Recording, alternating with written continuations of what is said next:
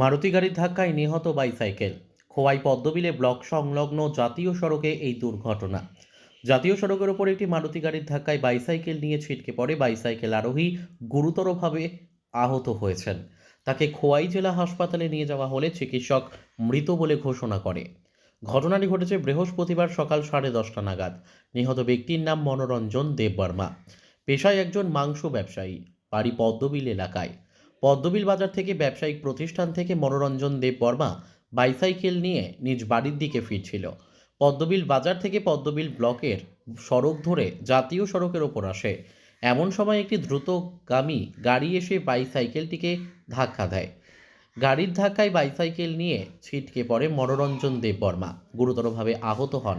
স্থানীয় লোকজনরা তাকে আশঙ্কাজনক অবস্থায় দেখতে পেয়ে সাথে সাথে খোয়াই অগ্নি নির্বাপক দপ্তরকে খবর দেয়।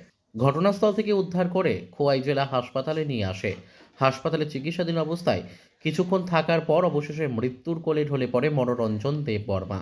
এদিকে দুর্ঘটনাগ্রস্ত মারুতি গাড়িটি আটক করেছেন স্থানীয়রা। এই মর্মান্তিক মৃত্যুর ঘটনায় এলাকায় শোকের ছায়া নেমে এসেছে। ফোন আইছে পদ্মবিল ব্লকের সামনে নতুন রাস্তাতে একটা লোক রাস্তাতে পড়ে রয়েছে বাড়ি গিয়ে। আমরা গিয়ে দেখলাম রুগীটা খুবই সিরিয়াস। আমরা সঙ্গে সঙ্গে আনলাম। ওই ভদ্রলোক বাইসাইকেলে যাইতেছে আর একটা মারুতি গাড়ি তার বাড়িতে গেছে। ভদ্রলোকের নাম Manoranjan Debbarma. Bureau report, news daily Bharat.